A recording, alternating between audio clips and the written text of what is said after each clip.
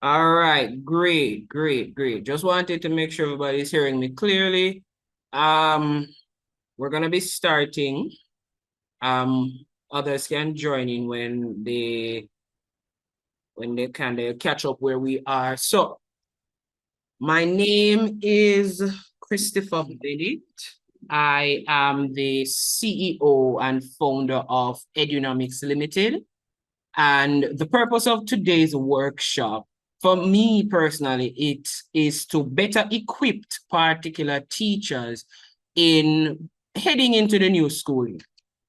Now, one of the most detrimental, I wouldn't even say detrimental, but one of the most tedious things for us as teachers is the fact of writing lesson plans. And I know for a fact that everybody here dreads the whole lesson planning situation because at the end of the day, first you write the lesson plan, and most of the times when you do write the lesson plan, the lesson doesn't go how you want it to go. And then we know that most of the times that the lesson plans aren't read, and most of the times you have the reflection to do, and then you have to do this research and that research, or if you want to find a video and you don't know how that video is supposed to play into the lesson. And it's a whole situation with the whole lesson planning situation. Now, what I want to accomplish for this workshop is the fact of showcasing the various uses of artificial intelligence, showcasing what you can do with artificial intelligence, and basically how you can use AI in education. I'll attest, I'm a teacher by profession, and since learning about AI, I have not written a lesson plan. And my lesson plans take me about roughly 2 minutes, 2 to 3 minutes to create, and about another 2 minutes to edit. Roughly, sometimes less. And the reason for the editing most times is the fact that I want to add personal flair to it. But thank God to ChatGPT that they developed a little thing on ChatGPT that you can actually have a little flair to it. And the AI will learn who you are. So we're going to look at all of that for today. So let's begin. So the first thing I want you guys to take a look at is a little friend of mine. All right, so how many persons have seen this particular image before? Show your hand. If you've seen this particular image. You've never seen this image? All right. How many persons think that this image is real? Raise your hand. None. All right. Fun fact, this is actually AI generated. This was created by an artificial intelligence program known as Mid-Journey. Also, this one, what I'm going to be showing you here, this is another one, a really controversial one. Personally, for me, I think the Pope looks very dope. That's all I can say. I personally think the Pope looks dope. Next one, this is one that is a bit touchy for most persons here. And fun fact, when this was released, a lot of persons thought it was real. This is a lower quality version just because I want to project it to show you guys. But this is a lower quality version. This is another one that seems eerily real, but not. This is another one, a very controversial one. And this one was somewhat released the day of when they decided that they were going to press charges against former President Donald Trump for the insurrection on January 6th. All of these images were created by an artificial intelligence program known as Midjourney. And since AI came to the mainstream, you have noticed that a lot of AI startups, a lot of AI companies, a lot of businesses incorporating AI. Everyone seems to be incorporating AI, except us as educators. A lot of teachers want to use it, but you know, ministry, principles and so on. And the fact that a lot of persons, the knowledge base to do it is not there. I've been following AI for a good amount of years now. So most of these are not new to me. So officially, ladies and gentlemen, I want to welcome you to our Education and Artificial Intelligence workshop. And we are Edunomics Limited. Who we are?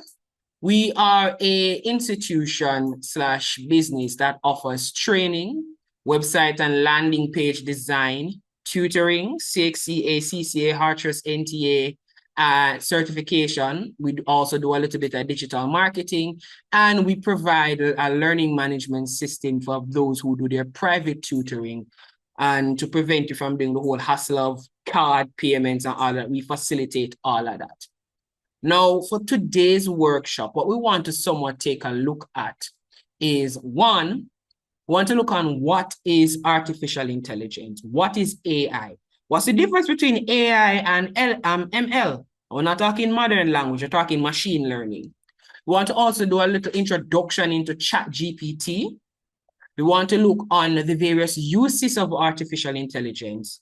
And then we want to take a look at the uses of AI in education. And finally, we want to use AI for a lesson plan demo. So I'll be actually showing you a demonstration of how you can actually do a lesson plan. And we're going to focus on mainly the lesson plans. You can also do your marking with AI if you want to. So if you have a scanner at school, you can unstaple the students' papers, run them through the scanner, upload them to the AI, and the AI marks their worksheet based on your parameters. So yeah, all of that can be done, but we're going to be doing the lesson plan one today. Later on during the year, and maybe into next year. Yes, Ms. Giles? As it relates to the marking of papers, is it the free version that marker you have to get the one that you pay for in order to do that? Not ChatGPT. There's another AI software that does the marking, Ms. Giles. Okay, I would love to know it. Yeah, we're gonna look on that, man. Don't worry. Thank you. All right, so let's move on. So the first thing, in order, Jamaicans would say a man who doesn't know his roots is basically doomed to repeat history. So we're gonna actually be looking at the history of AI. Why is AI suddenly the it thing? Fun fact, AI has been around from a long time. There's a movie with Mr. Benedict Cumberbatch. For those who don't know the name of the guy, he's the guy who plays Doctor Strange in the Marvel Universe. And he played a guy called Alan Turing. He helped to decipher, he created one of the first quote-unquote binary computers that helped to decipher, what's the name of those codes? Some hard codes that the Germans were using. So let's look at the brief history. Now, in the early days of computing, scientists have had a dream to do what? Create machines that could think for themselves. Now, in 1843, Mr. Warren McCullough and Mr. Walter Pitt proposed a model of artificial neurons. So for those who understand the concept of biology, you understand that neurons are what? Linked together. And each neuron does what? Feed off another neuron. And that's simply what AI is. It's basically models linked together based on a particular set of information. So for the persons who have Instagram on their mobile phone, not Instagram is more of an older example. Let's take a look at the newer example of TikTok. Have you ever been on TikTok and noticed you start watch a cat video? No. And by the time you finish watch the cat video, another cat video come, and then another cat video. And by the time you look, 1, 2, 3 hours gone. I hope nobody is doing that. So, as you can see here, you have 1, 2, 3, 4. So let's pretend that each one of these are called, let's say they are the networks, the neuron networks. right? Each has a particular characteristic or particular set of information. So this may have, let's say, cats in it. And this may have, let's say, dogs. And this list may say have babies, because for some reason I've been seeing a lot of baby videos and dog and cat videos. And let's say this one has funny videos. Now, based on what you do while you play using TikToks and what your friend or your persons in your mobile phone or other watchers would do, it starts to create a combination of another one with combining cats and dogs. And then it go ahead and it combines babies and dogs, then babies and funny videos. And then it starts to link and say, all right, since your person like cats and dogs, they may, and another person like babies and dogs, this person might like also babies and cats. So they start another connection. So that's another setup. And then let's say the person like cats. So since a person like cats and another person like babies and cats, maybe they would like cats and babies. So they form what? Another connection. And this continues until you have a mesh network combining all you basically experience on the internet. That is why Facebook and Instagram and Google love your personal information, because they can create exact replicas of you and know what you will choose and predict at particular times. So for the parents around, you notice if you're on Instagram closer to July, August, you start seeing a lot of back to school ads. And then close to Christmas, I'm not sure if anybody, if you shop on Shein, you always say closer to Christmas time or even Amazon, you start seeing a lot of things you may like to purchase. That is as a result of these artificial neurons, these neural networks that have been developed over the time, starting from 1943. Now, as we progress in the history, we come to a gentleman known as Mr. Alan Turing. Now, in 1950, he proposed a paper called Computing, Machinery, and Intelligence, which introduced something known as the Turing test. It's basically a test to see whether a computer is intelligent or not. Fun fact, we've not met a device or a computer or AI model that has passed the Turing test. And you may ask, what in God's name is the Turing test? Now, the Turing test is basically if a machine can engage in a conversation with a human without being detected as a machine, it has demonstrated human intelligence. So basically, what you're looking at is this. You're going to have, as you see here in the little diagram, a little screen. You're going to have Mr. C here, who is a person. Let's say you. You're going to have a machine A and a human B. Both will push out particular outputs. And if you cannot, under any circumstances, decipher which one is the machine and which is the human, the machine would have passed the Turing test. There's a series of steps that you undergo during the Turing test, but we're not going to go into that. If a human can be officially fooled by a machine, it would have passed the Turing test and demonstrated artificial intelligence or human-like intelligence. Personally, that would be a very scary sight. Just to diverge a bit, I'm not sure, have you ever gotten a call or a scam call before? Show of hands if you ever gotten a scam call. Nobody? All right. Now, here's a funny thing. Last month, a young lady and her parents got a call from their younger sister crying, and a gentleman on the phone saying that if they don't bring them 250,000, they're gonna kill the young lady. The mother and the family went into a panic because the young lady sounded so real. When investigation was done, they found out that a gentleman, due to the young lady's Instagram and TikTok page, created an artificial voice of the daughter. and used it to trick the parents. Now, even now with, I'm not sure if the Jamaican scammers have picked up on this, but there are softwares you can actually train your voice on, and they can go ahead and make calls for you. There are also softwares that you can actually train your voice on, and they can mimic your voice to the T. There is one that I personally love called 11 Labs, that if you give them 15 minutes of your own voice, they can replicate your voice to the T, and you can't tell it's not your voice. That's how convincing AI has gotten. Now, back to the Turing test.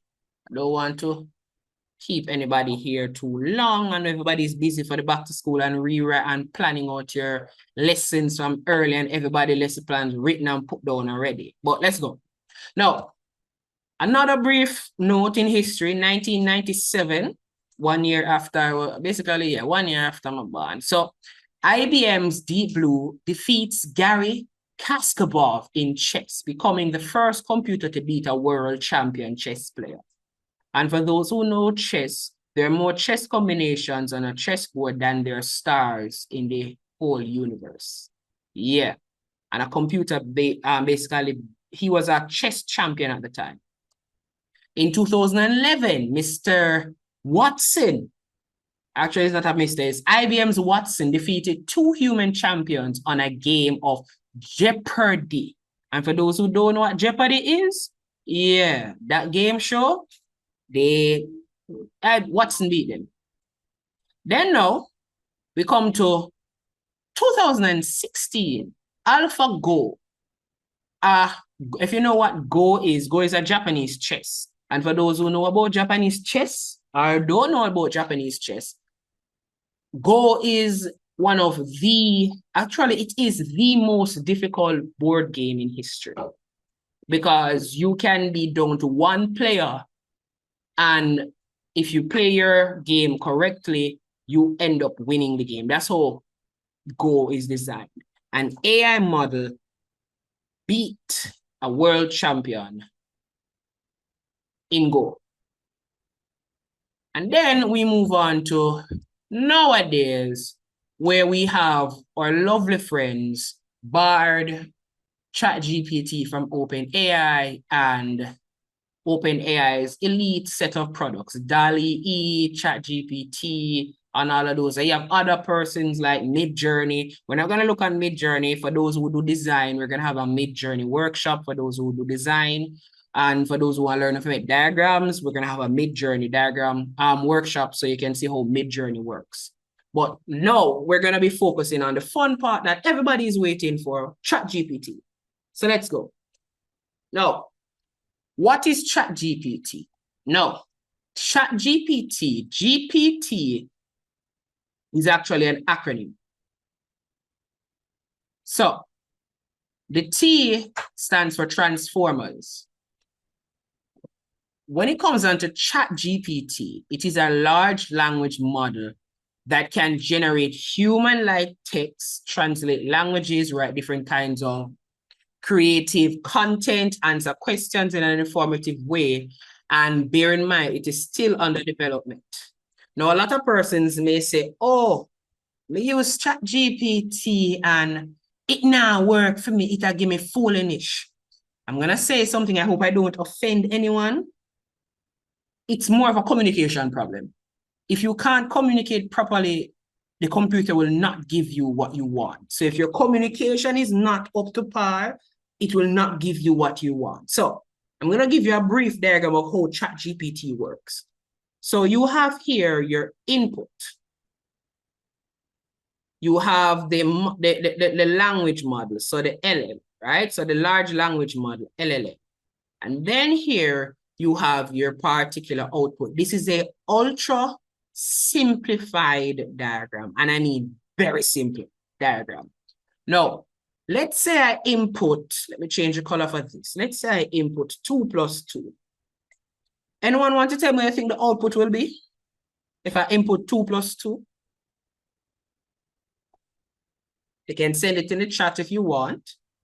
What do you think the output would be if I input 2 plus 2?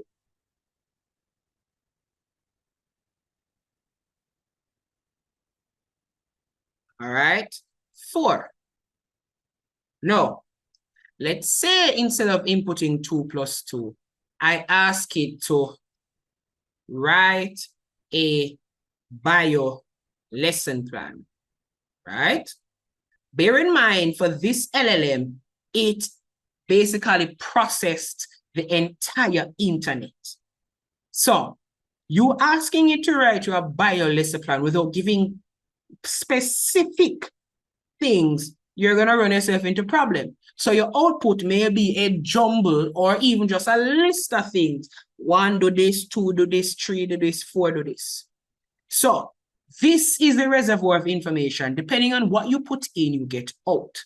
So similar to when you're younger, your mother or father says to you, all right, go to the kitchen.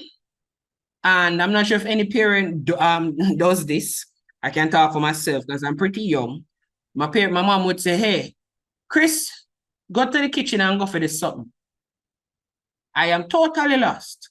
1, what is this something? 2, where is this something? 3, is this something heavy? 4, is this something gonna burn me or harm me? But I go to the kitchen and I look for this something. But if the mother or the father or the parent would say, all right, Chris, go to the kitchen, look in the freezer behind the ice tray, you see a box juice. You see behind the box juice, there is a Snickers. Take up the Snickers and bring it to me. You notice how specific that response was. And because of that specific response, I was able to carry out the particular task. Now, similarly for ChatGPT, if you're going to be using ChatGPT for any form of work, we ask that you be as specific as possible. So this is basically a nice diagram of how ChatGPT works. So you have the training aspect of it, how they train it and fine-tune it, and then you have your answer prompt, how it brings the information out to you. Now, this I'm not going to spend a lot of time on because at the end of the day, that's not what we're here for. We're here to learn how to write lesson plans. Good. So let's go. Now, some uses of ChatGPT and especially AI, but we're looking at ChatGPT because that's the one we're writing the lesson plan with. Because I've tested the other large language models and I find out that ChatGPT is the best one to use for lesson plan because for some reason it is very fine-tuned for text. So we're going in, you can use ChatGPT for education and training purposes, such as what we're going to be doing today. You can use it for prompts for AI generators. So an AI can teach another AI. You can use it to debug code. So for persons who have anybody who does coding like a spouse or so, Microsoft has something called Copilot. I have used Copilot. Copilot is exceptional for debugging code and finding errors in code. You can also use AI to predict questions. So for those who don't know, the reason why our hurricane predictions this year shifted was because of an AI model. And for those who watched the World Cup, an AI model was trained on about 30 years of data up to the current day and predicted Argentina's win for the World Cup. So AI is predicting. For entertainment, for a lot of persons don't know, majority, I'm not sure if anybody heard the new Drake song, Off My Sleeve, the Drake and the Weeknd song, Off My Sleeve. When you get the chance, Google it. I'm not sure if it's still up. That was not generated by, that are not created by Drake or the Weeknd. It was a combination of AI and YouTube to create that song, Off My Sleeve, Off My Sleeve. You can use it for scheduling appointments. So for persons who watch Iron Man, you know, Jarvis is an AI. You actually have AI models like that. You have one on your phone. So if you go to your phone and say, hey, Google, set a reminder for tomorrow at 9. And Google is going to be asking, hey, what is the reminder? Okay, remember to take out the trash at 9. Google will remind you. Google will even send you a text if you wish. And if so, you can even sync Google with your laptop if you're working and the notifications will pop up. Trust me, it can be a bit annoying. And then now we have the fun part of Uses of AI in education. So we have a few uses. So you can use it for personal learning. So for those who are familiar with a company called Khan Academy, so that's KHAN.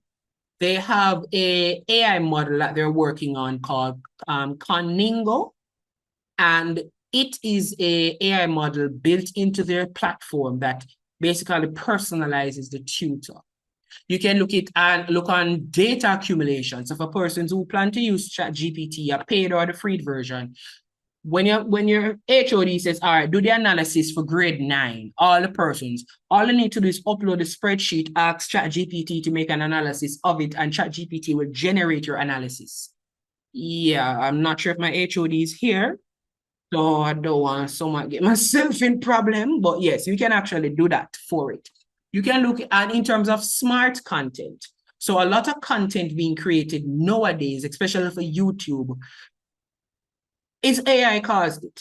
AI is the one that decided, all right, I'm going to help these people to create the content. So majority of the YouTube creators right now and the Instagram creators are using AI for their particular content creation. You can use it as a virtual facilitator, an automated grader. So for those who are doing grading, I'm going to tell you when I reach that section, I'm actually at that section. Yeah. So for those who are in administrative purposes, and for those who are close to administration, there are software. So one of the software that I've gotten the chance to demo is RenWeb's AI grader. So the company that owns RenWeb, they have an artificial AI grader. And I can tell you this much, I'll give it an 8 out of 10. It works. It saves a lot of time marking papers. All you need is a scanner to upload it. It will compile it. And the only downside is that you may need to create a barcode or a QR code for every student, which every school should have. Because fun fact, for registration purposes, a friend of mine, for his institution overseas, the students don't wear IDs. They have an armband with a QR code on it.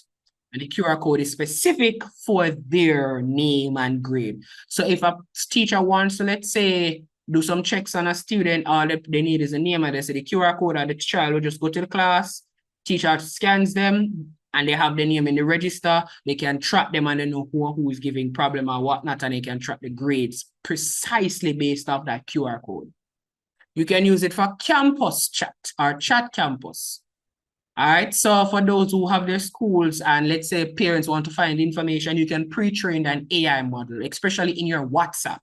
You can pre-train your AI model in your WhatsApp. So when the parent emails, hey, when is orientation for grade 3? Or when is orientation for 9th grade? The AI will say, thank you, Miss Brown. The orientation for grade 3 or grade 9 is this date. Please take along the following documents, whatnot. Please click yes if you understand, if no, for further explanation, and you can do that. You can look at in adaptive learning. A thing that the government is somewhat pushing right now is STEM and integrative learning, and that every child should be given fair opportunity.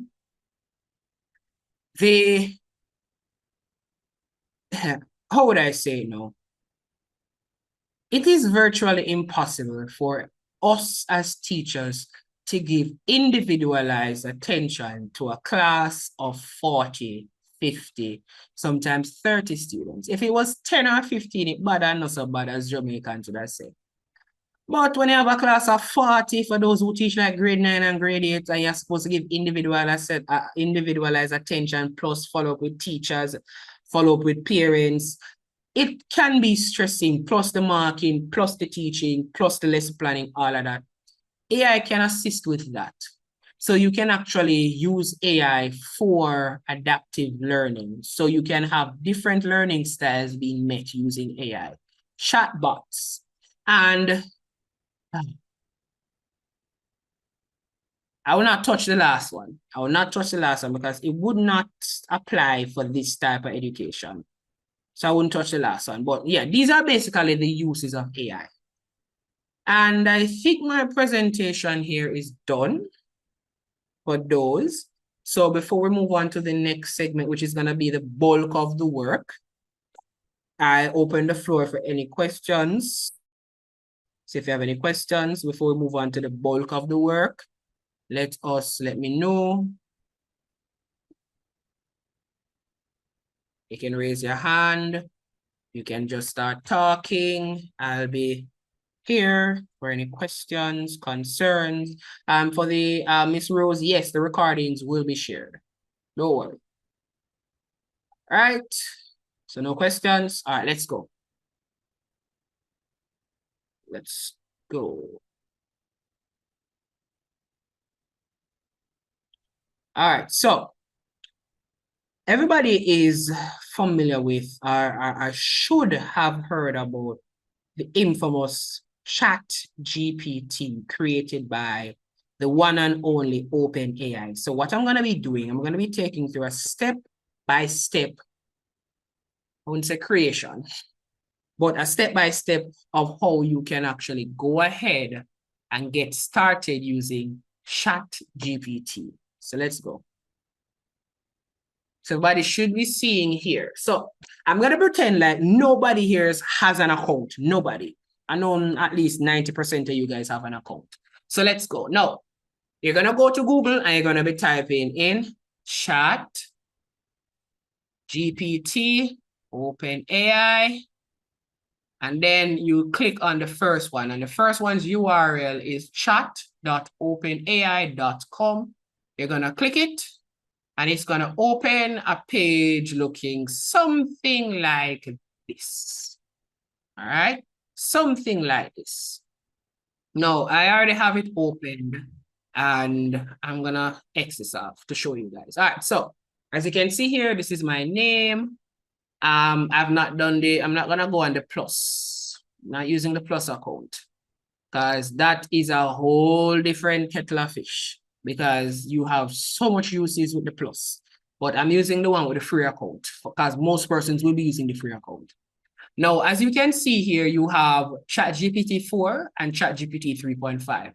The difference between ChatGPT 4 and ChatGPT 3.5 is just the amount of training that has been done by the AI or on the AI. As you can see here, this is up to August 3rd of this year. Now, over here, you have my chat history, and I'll tell you this much, I use ChatGPT a whole lot. I had to clear the history the other day just to ensure that I can keep track of things. All right, you can open new chats, you can close this, open it. And in here, you have your customization. So let me look at you. On your settings, you can change your theme. You can manage your data control if you want to delete your account, export your data, manage your share links. If you want to share your training information for the AI. And this was a new addition, custom instructions that was added. Now, a lot of you have your own personal flair and you don't know how to put that into an AI. ChatGPT allowed you to do that. So this section says, what would you like ChatGPT to know about you to provide better responses? So everything you could think about that is important to you, you can put it here. So you can say, all right, it gives you some thoughts. So where are you based? All right, I'm a teacher at X school. What do you do for work? Okay, I'm a teacher of biology. I teach grade this using this syllabus. What are your hobbies and interests? That's just some. Okay, I'm a singer. So you can include singing in my lesson plans. Okay, I'm an artist. Or I'm this. You can include that. All right. What subjects can you talk about for hours? Let's say you're doing bio. You can start like this subject, that. So you can specify what you want the AI model to know about you. These are just some points you can put in. Then now you ask, what would you like ChatGPT to respond? You can tell how you want it to be responding in a formal setting, in a casual setting, You want it to be long or short responses. How you want to be addressed. You want to be addressed as sir and ma'am or Mr. this or Mr. that. Should ChatGPT have opinions on the topics or remain neutral? Because certain topics, depending on what you're doing, may require you to have a neutral or an opinion on the topic, especially for English persons. If you're going to be doing English, and let's say you want them to have a demo example of a essay, you can explain what you want your point to be. If you're going to be the instigator, or you're going to be the one that's defending or whatnot, you can specify all of that. And with that, you can tailor all your instructions. I already entered some information here, contact number for the business, website, email address, and all of that. So when I generate, it will use that information into consideration and create my particular lesson plan. Now, we're going to go to the issue of prompting. Now, what is a prompt? A prompt is just a set of instructions that you ask the AI to create a lesson. I just do anything. You tell the AI and it does it. So anyone wants to try, give me anybody off the top of your head. If you want to type up, give me a prompt, type it, or whatnot. If you want it related to school or just general. Anyone. Anything you want the AI to generate. Bear in mind, it's mainly text-based. When was emancipation done in Jamaica, or yeah, emancipation in Jamaica, which year was it?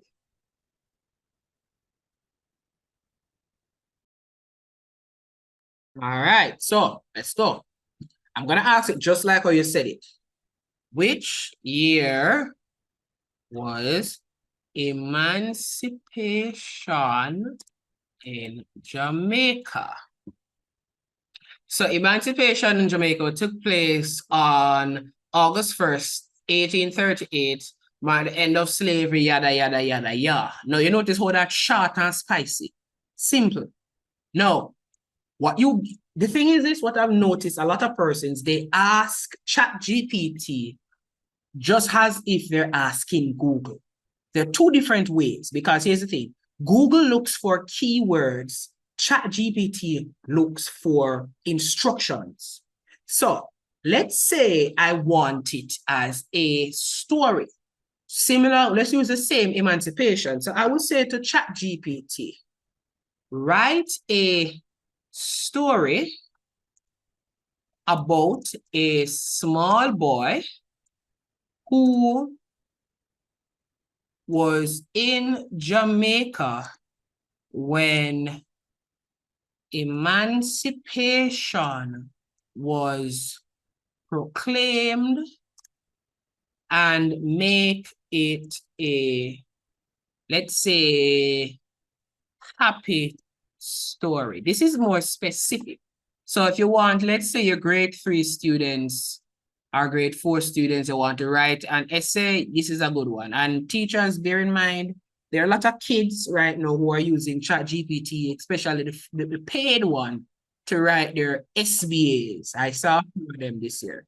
So just bear that in mind. And I'm telling you this much, if you don't know the key signs, you will not know. I know someone who wrote the SBA this year for social studies using ChatGPT. She got a grade 1. Yup. So look at this one now. So writing a story about a small boy who was in Jamaica when emancipation was proclaimed, and make it a happy story. So it is supposed to be prompting. All right, so we're having a bit of an issue. Hold on, let me try this again. Okay, here we go. So it says, once upon a time on the vibrant island of Jamaica, there lived a boy named Malik. And it writes this story. And it writes this story. And it continues to write this story. And as you can see here, if you want it to continue, you can ask it to continue. And this is a story written by ChatGPT. So depending on how your prompt is designed, you will get a particular response. Now, let me get a new chat. Okay, quick question before you move on from there. So if you written the story and you want that story now to have multiple choice questions in relation to it, how would you do that? So you have students, the emancipation, you want them to, you would have used this to create your test paper. How would you let that now generate some multiple choice questions? Oh, I get you. I get you. So you want this to be the main essay in the story.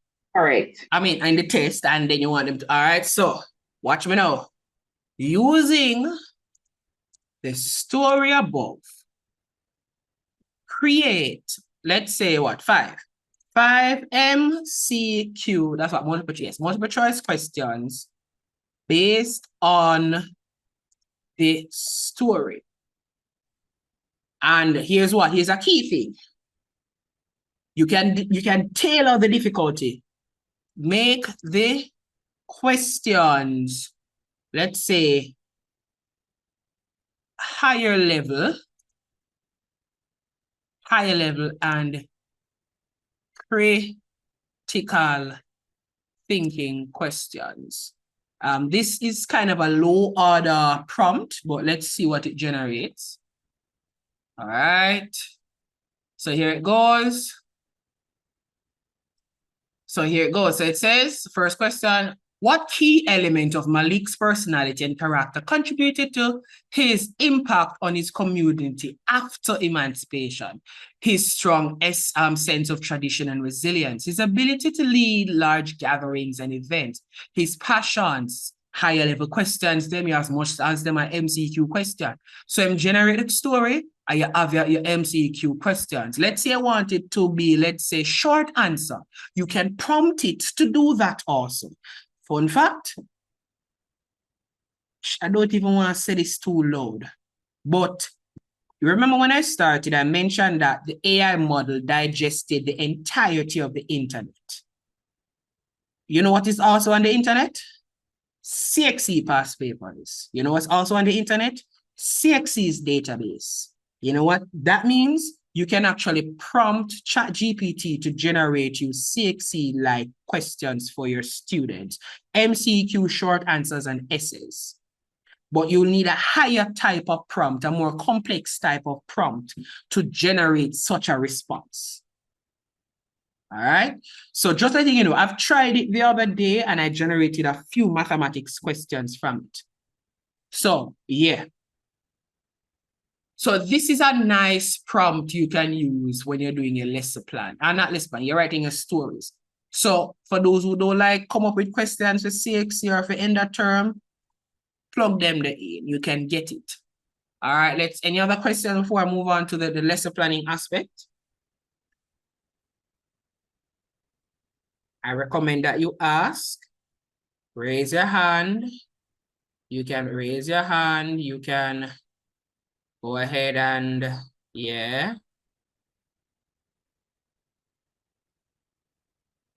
All right, no questions. Let's go. Let's look at a new prompt. All right, so question, ladies and gentlemen, what lesson plan formats do you use currently in your schools? 5 E's, 4 C's, 3 T's, are 4, I think it's 4 L's or 4 I's, one of them. Which one? I want to be specific.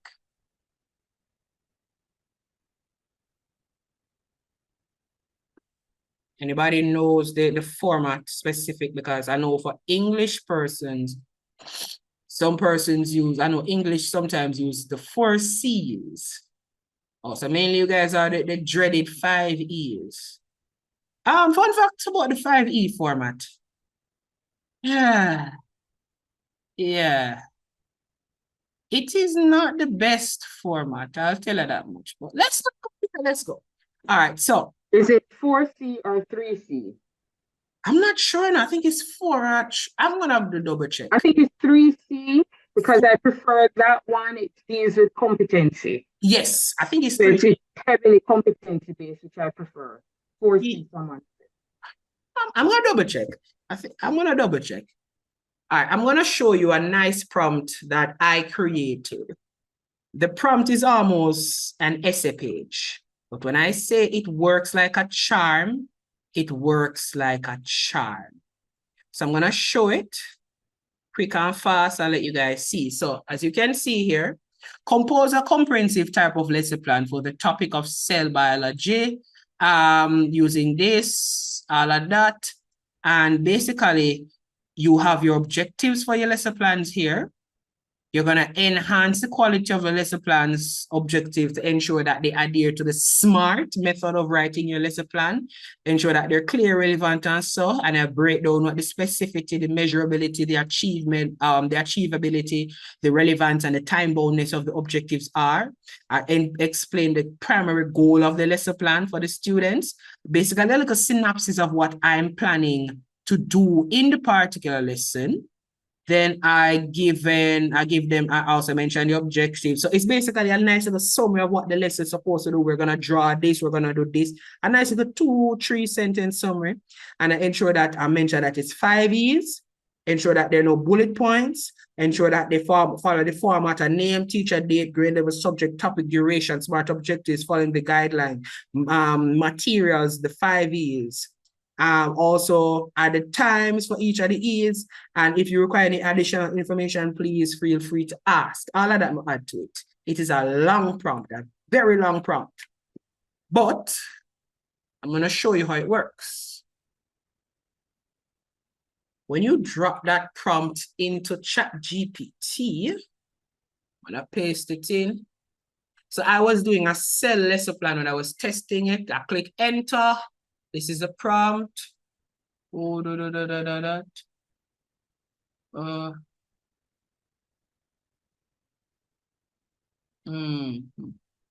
Oh, I added something else not supposed to add. Hold on, give me a second. Let me open, copy. Let me delete this because, and be careful of how you add particular information to your thing because it can affect that. So sorry, provide seems to be related to your organization, either in professor than a person request or topic for discussion if you have. All right, let's try this one again. Let's try this again. Okay. Copy and paste. Okay, here we go. So as you can see here, that is my name, my lesson plan, the SMART objectives. These are just some ways I can write the objectives. All right. And then you have your materials, your 5 E's, explore your engage aspect based on what I would have asked it to explain, and based on the summary I would have given to it, the evaluation, and this is basically your entire lesson plan. And if you want to switch up your SMART objectives, you can just ask it, make the objectives single sentences.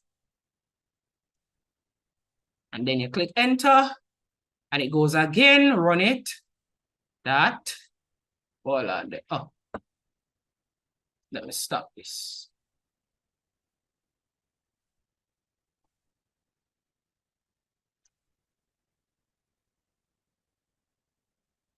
The objectives, 3 sentences. So the good thing is this with ChatGPT, you always ensure that I'm gonna have to double check this, but yeah, you can actually go ahead and once you see what you want, you can actually ask it to, you can tailor how you want the objectives to set up.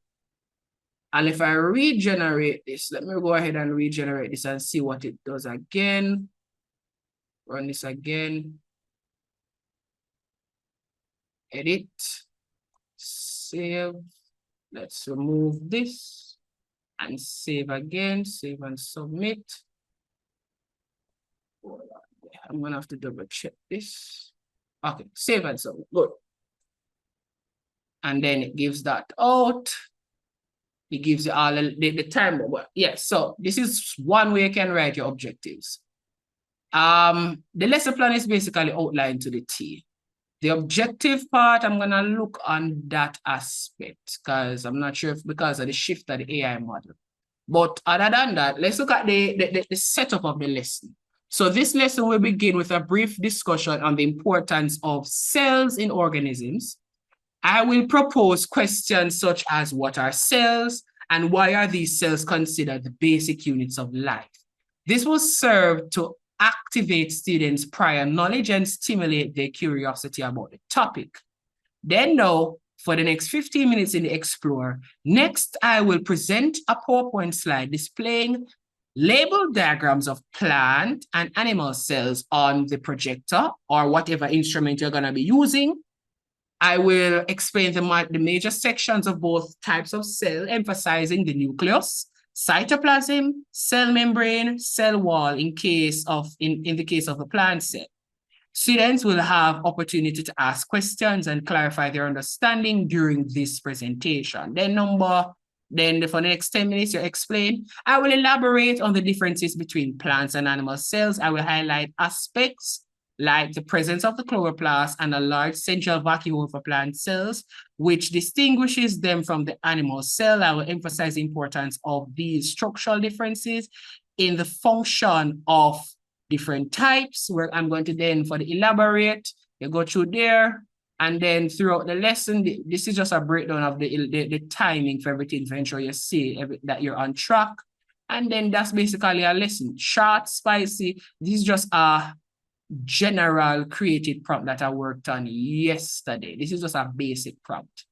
Now, before I move on to how you can create your own prompt, are there any questions regarding this?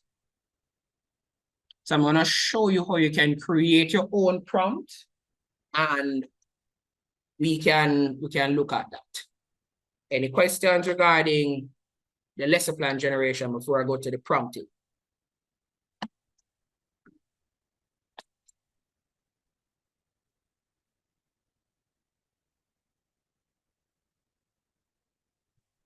All right, so no questions. So the last part of today's workshop, what I'm going to ask, we're going to work on today is how you create your prompt. Now, as I mentioned, your prompt is just a question or statement telling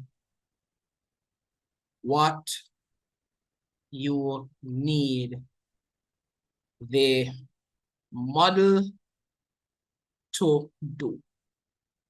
So that's basically what a prompt is. It's a question or a statement telling the model what you want it to do. Now, we're going to focus on the lesson plan aspect. Now, first things first, when it comes on to the lesson plan, we all know that there we have some main things we have to bring out in the lesson plan. So one, the first thing, you know that your lesson plan must have a topic. What else you need in your lesson plan? Come, help me build this prompt here. So I'm going to show you how you do it. What else do you need in a lesson plan? The topic. What else? After the topic. Okay, somebody mentioned a date for the lesson to be delivered. Duration. Duration. Another. I'm building this, helping you build a prompt so you can actually try to do it when you go. What Subject. Objective. Okay. 5, objective. What else? Somebody, you're missing one of the key things of it. Grade. Grade. That's not the one I was looking for still, but grade is important. What else? Your syllabus. Whatever you're using, syllabus. I hope I spelled that right. So I think it's 2 L's. All right, what else? Lesson plan format. Never assume that the AI model knows everything. So lesson plan format. So whether you're looking at 5 E's, or the 3 C's or the 4 C's or whatever, lesson plan format. Now, any other thing we need to add to this particular prompt?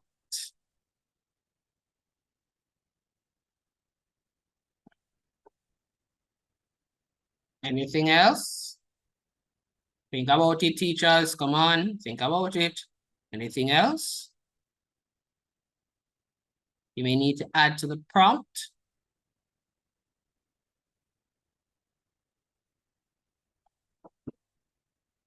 Hold on. I'm not sure if this is important for everybody, but name of teacher. So we're gonna write a prompt here. So first thing you're gonna ask the AI, let's ask the model to do what? Right. Let me type this so we can actually put it back in the model with a simple type.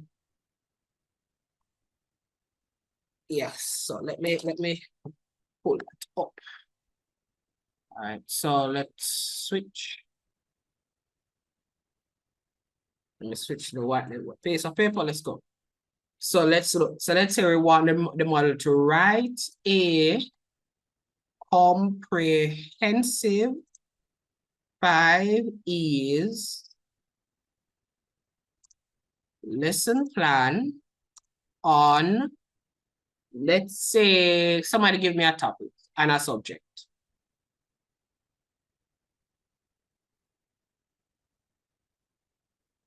Somebody give me a topic and a subject. Let's say we're looking at, I'm a physicist. The environment. The environment on the, let me put that in quotation, the environment, all right, aligning or aligned with, all right, so for the environment, which syllabus or which syllabus do we use? National Standard Curriculum.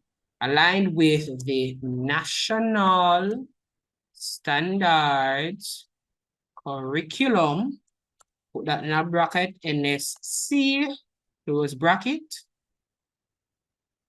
for a grade what? Give me the grade. Grade 6.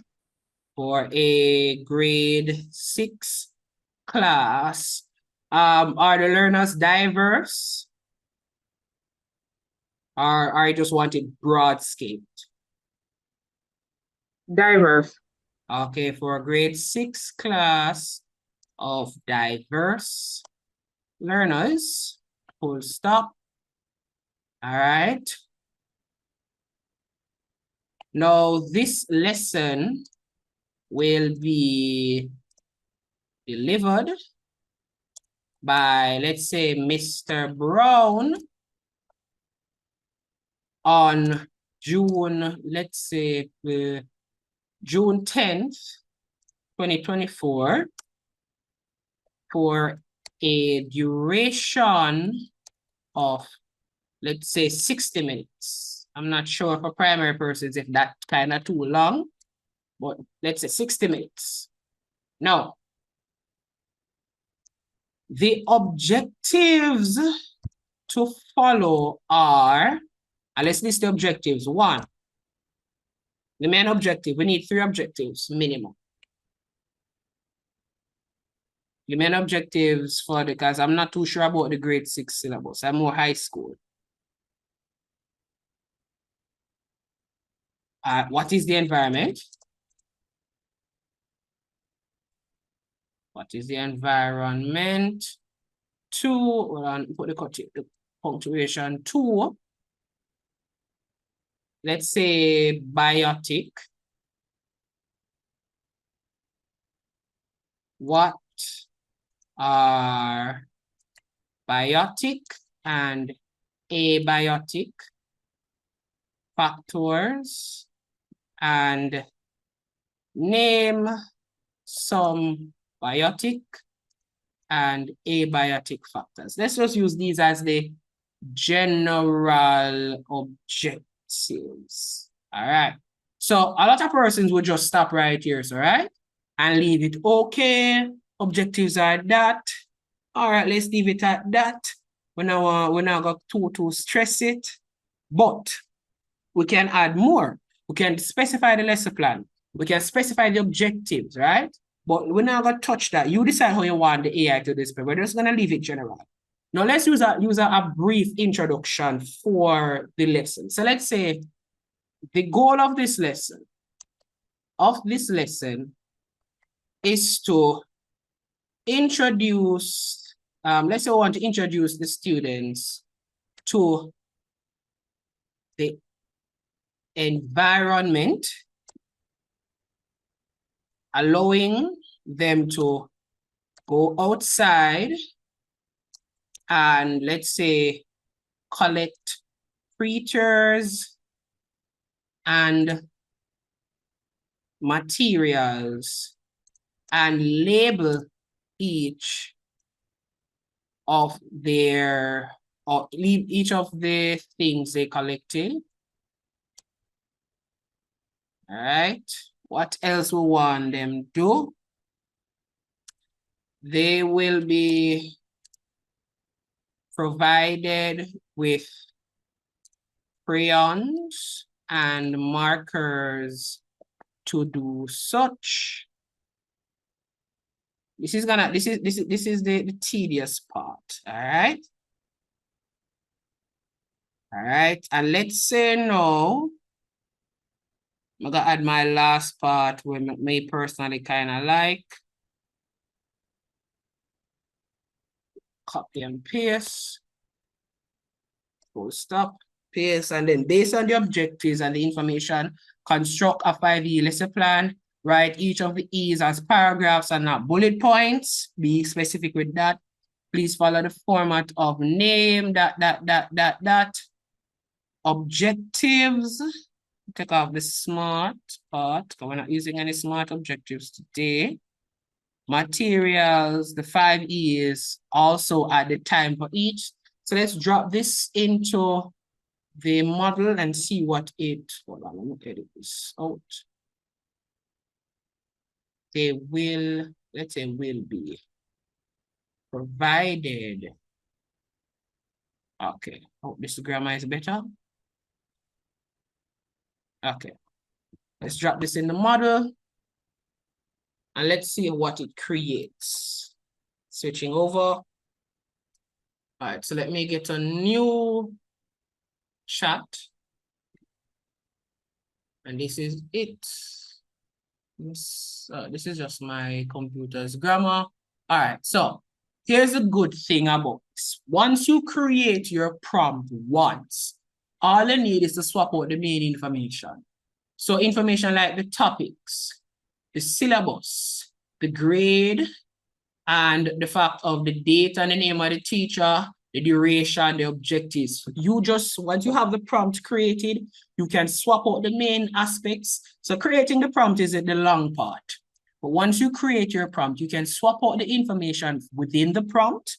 And from that prompt, you can add other information to create your lesson plan. So let's see what this one creates. And here's a good thing about it. You can fine tune your prompts as you go. So let's go. So it produces that, good, I like that, I like that,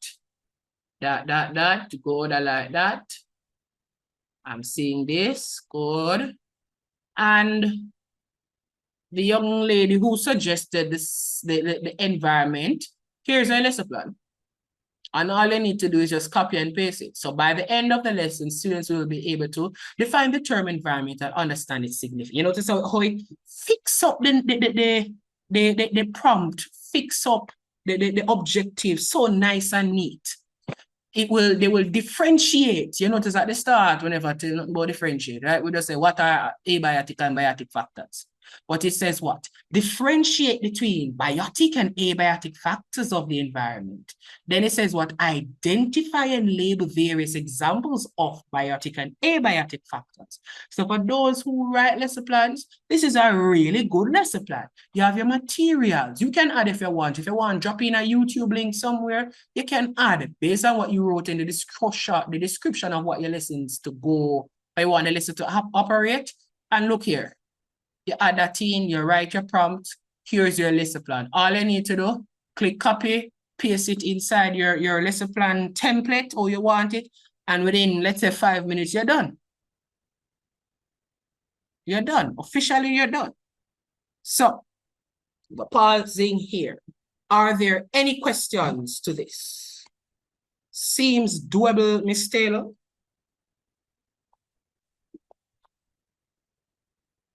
Yeah, it seems doable. All right. Miss Myers, any questions? No, I wanted to see what you have written. Could you So go I ahead? wanted to go back to the Word document so I can digest that. Oh, you want me to send it in the chat? Yes, please. I want to digest it. Okay. Give me a second. All of these materials I'm going to email to everybody now, but I'll send it in the chat for you guys, for those who want it. So, as I mentioned before, the thing about prompt engineering, because technically this is prompt engineering. The key thing about the prompt engineering is the fact that you have to ensure that you write what you want, how you want it, and specify how you want it. You have to specify how you want it. You notice, even when in how I explain that, please write each is as paragraphs, not bulletin points, and please follow the format in this order: name, date, grade level, subject, topic, duration, objectives, materials, 5 E's. Also add each time for the E. If I wanted, let's say, background information, I could put it as that, background information. That I specify how I want that prompt to be answering my particular questions. And here's the thing, for me as an educator, what I've found out, the hardest thing about writing the lesson plan is to put it in a format for the lesson plan. You have it in your head for some reason, but it just seems so daunting to write it on paper. If you agree with me, you can raise your hand. I hope I'm not the only one who found that the issue. Because you know how you want the lesson go. All right, more we go in for the lab, more we do this, then more we do that, then more we do this, and this more them learn, and this more them understand, and this and this. And then when it comes down to putting it on the paper, you're like, oh my God, how do I really have to go through this? But with a nice, lovely prompt, I can say, all right, ChatGPT, write me a comprehensive 5E lesson plan of the topic. The environment, aligned with the national standards curriculum. And I can specify which curriculum, if it's from Jamaica, Guyana, Venezuela, whatever, for a grade 6 class of diverse learners. This lesson will be delivered by Mr. Brown on this date for this time. The objectives are this, more I will cover. All right. The goal of the lesson is that I want to introduce the students to the environment, along with allow them to go outside and collect creatures and the materials and label them. Just a brief little breakdown of what I want them to do. Right. And I want them to use this, and this. And then I say, all right, based on this, right, the lesson plan has a 5E following this format, that's that. That is literally, for me, what is in my head. I want to cover them topic here. I want to cover this objective. I want them to do this. And then I just put it in. My lesson plan is there. Watch it. Topic, exploring the environment, abiotic and biotic factors. And if I want to do it for CSEC, I can do it for CSEC. If I want to do it for CAPE, I can do it for CAPE. If I want to do it for whatever, I can do it. And here's a fun thing. One of the worst things for a teacher to do is write an evaluation. And I'm going to show you how I write my evaluation. So, using this lesson plan and my points, write an evaluation on the lesson that was done. And fun fact, you can actually ask it to write an evaluation of the lesson and just tell it that the lesson went well and it will write a nice. Let me do that one, show you. Write a evaluation of the lesson stating that the lesson went well and only 2 objectives were covered, and that I will use the next class for the 3rd objective. Just like I that say to your HOD, so all right, Miss Black, I never cover the last objectives, you know, but everything or whatever, right? That. Click enter. And this is your evaluation. And I will tell you this much, your evaluation here follows the government standard because you specify that you are using the NSC. It follows the government standard of how your evaluation is supposed to be written. And a lot of persons for the portfolio main, I'm not sure if the primary persons do it, but for the secondary persons, your evaluation is marked on your portfolio. And look at this, the lesson on exploring that delivered by Mr. Brown on that date for that class, whatever. The engagement phase of the lesson was highly interactive. The questions proposed by Mr. Brown successfully and whatever, they explained that. During the exploration phase, students ventured outdoors to collect various items that the students were eager to explore. Subsequent explanation phase, however, due to the depth of engagement during the exploration and elaboration phases, the lesson ran slightly longer than expected. Consequently, only 2 out of the 3 intended objectives were fully covered.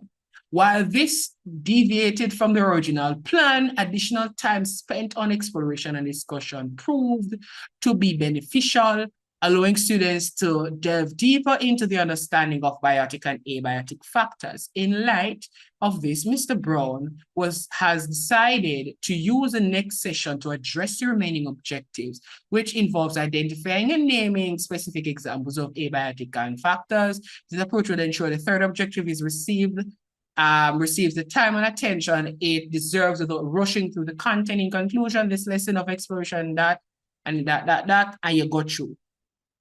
I doubt anybody else can write such a fully detailed evaluation. 99% of us, when I write full evaluation, is not more than 3 sentences. Can I get an amen? Amen to that. Quick question though. Yes. Seeing that you would have done that and you wanted them to do a project to delve deeper into this aspect of the lesson, how would you have coined that? Right, so you want what? The students to do the project? I want the students to do a project in relation to, even though I have gone through the lesson, for them now to show that they have grasped the concept and so on. I want them to do a project.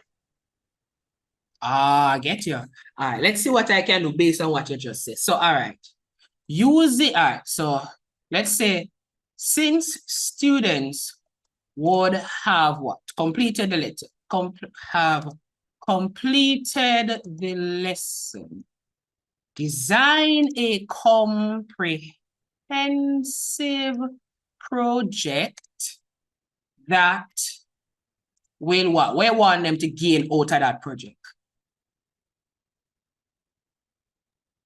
Let's see. Well, the competency, knowing what is the environment, things that are in association with the environment, land and sea, versus. I'm trying to come up with a question in my head right now, so it kind of I get you. Right. All right, so let me try something. So since the student would have completed the lesson, design a comprehensive project that will evaluate the students' understanding. Let's make it broad. Understanding on a broad level of what is the broad level on the topic. On the topic. Let's just make it a broad one. When you guys are writing, you can make it specific. Well, let's make it a broad. Let's see what it comes up with. So the project overview, All right, so. And there you have it. So for this one, they are going to select our ecosystem, research biotic factors, identify the interrelation, and that now drives into food chain or food web. Create the poster, present and explain it. And then you can have the assessment criteria. And you can give them a project timeline, project reflection, and then now you can ask it to do what? Create a mark scheme.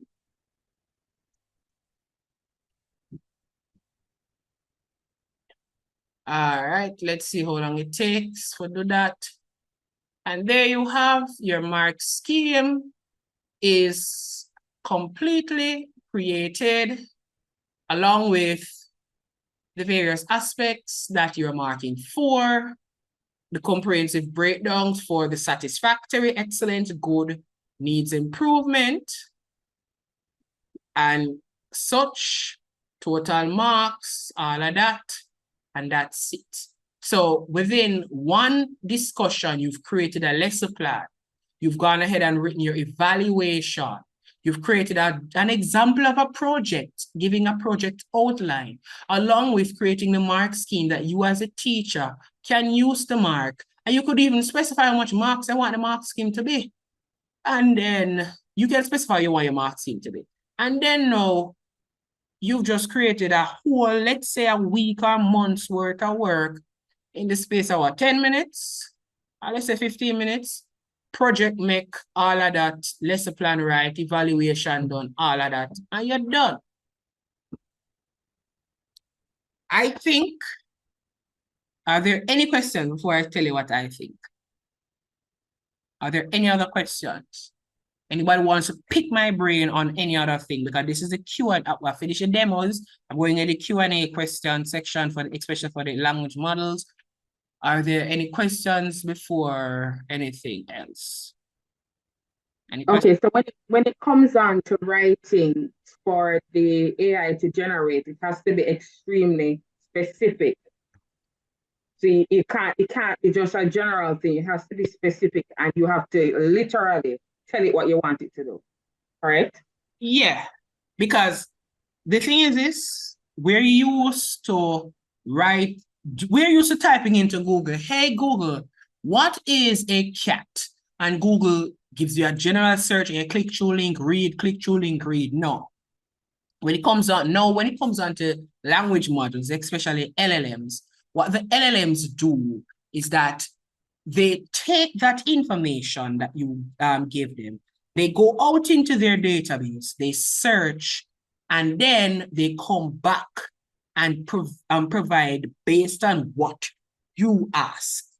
You cannot expect, I'm not sure if it's my mom who said it or was it my dad, but don't expect people to know what you think. Say it what you think. So some of the time, you might ask somebody, all right, yes. And then 2 days later, you know, the other day, I was very upset, and you're not even find out why. Ask.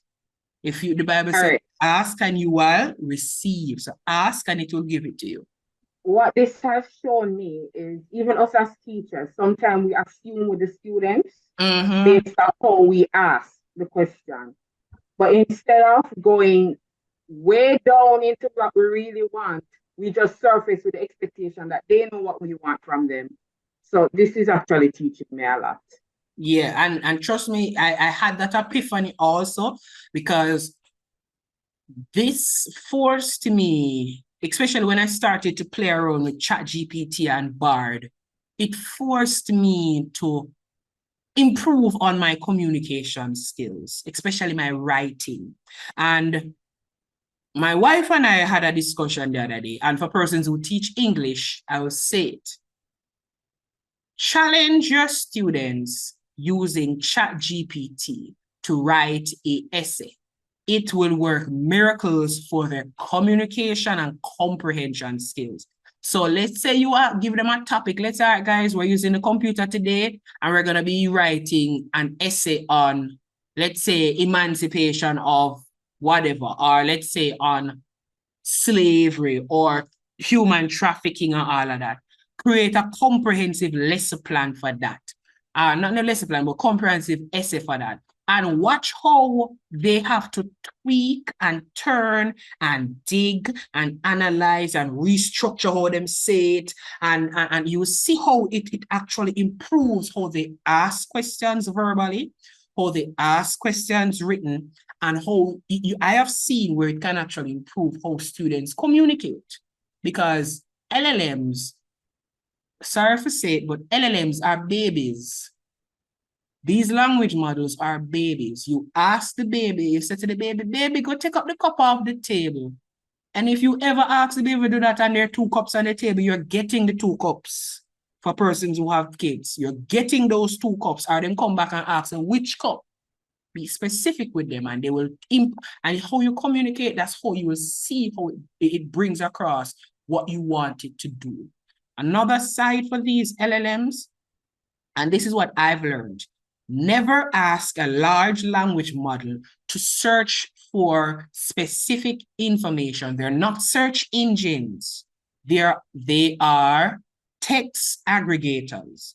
So what I recommend for persons, you do your own search and research. Then you ask the language model to put it together.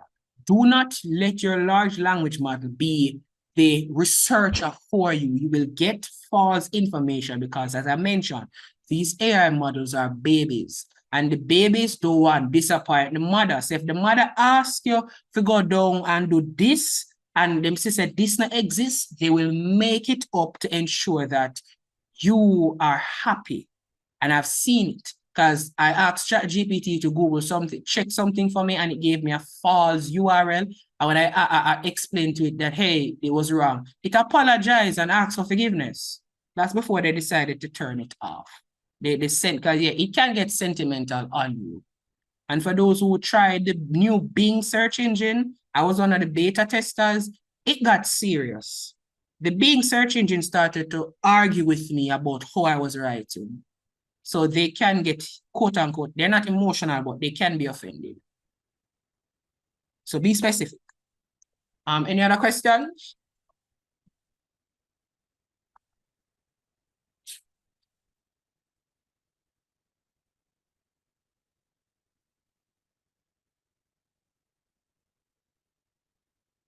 Any other questions? Anybody wants me to try anything for them?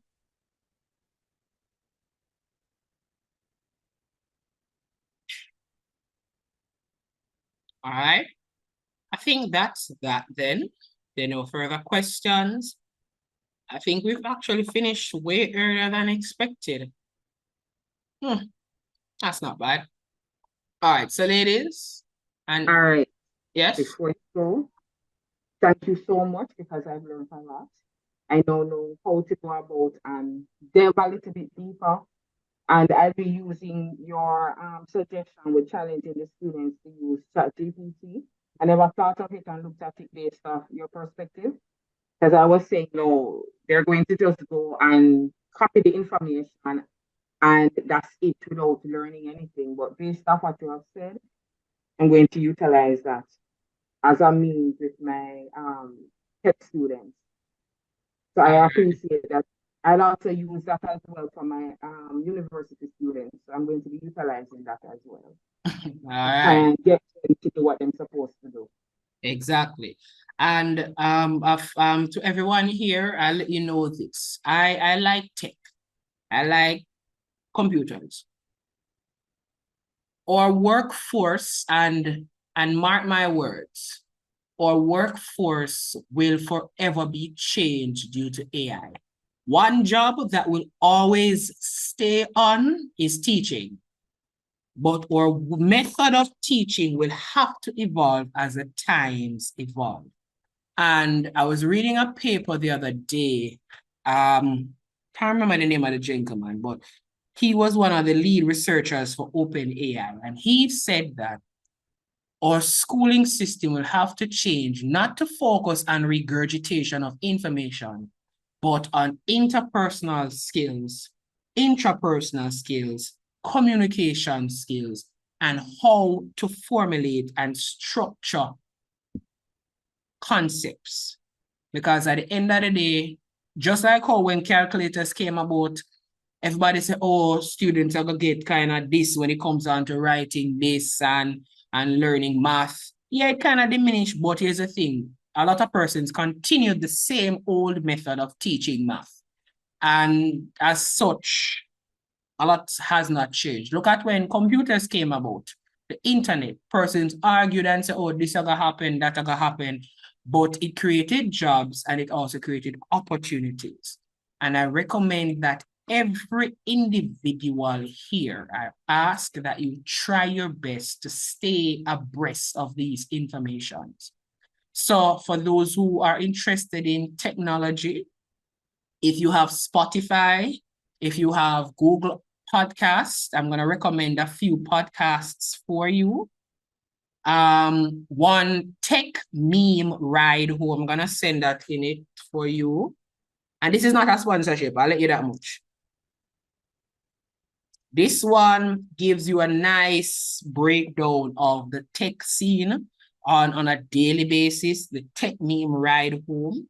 And another one that I personally like is tech meme. Tech meme? Yes, tech Which one meme. of the platforms is this one of? It's on Spotify, Apple Music, Okay.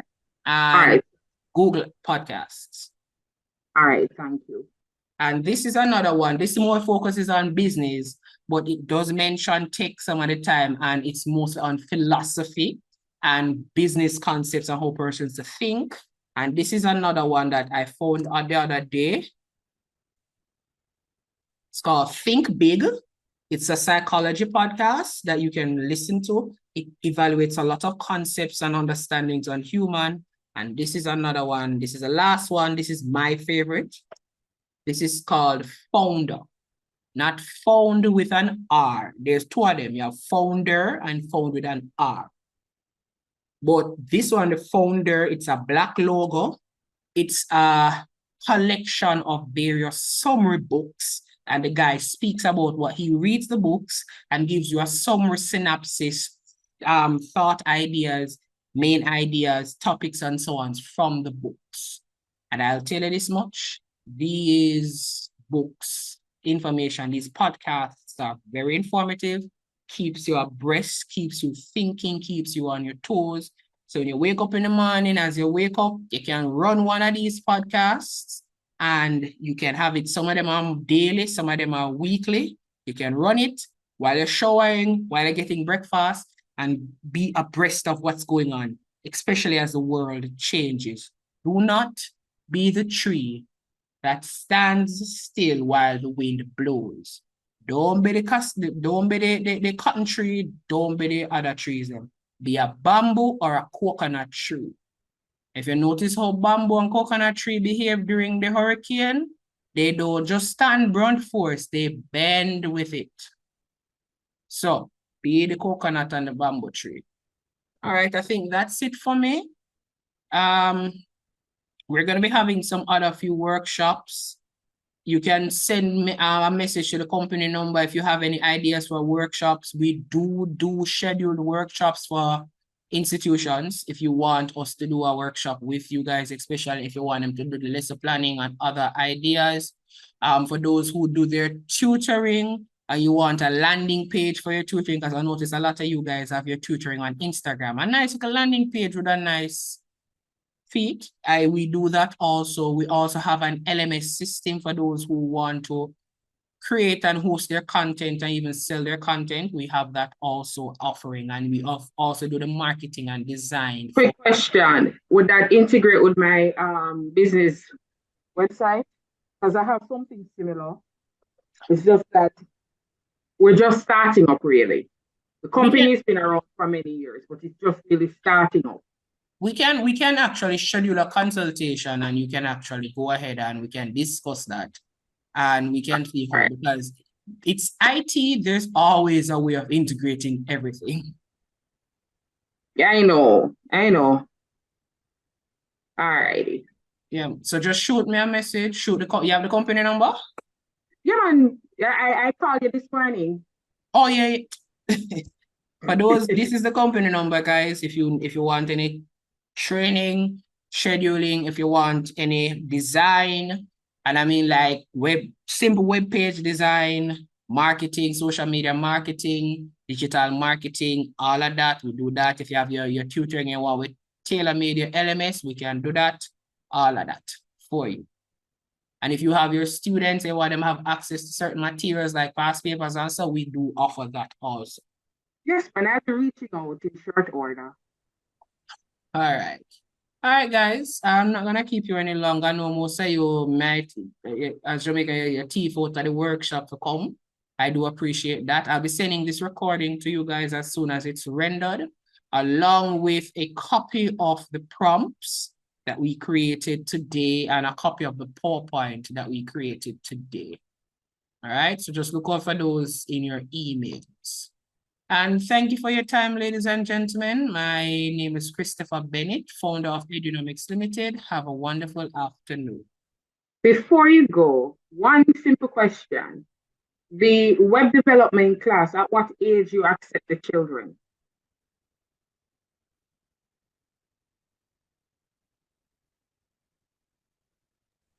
It's not an age per se, it's more of a competency level.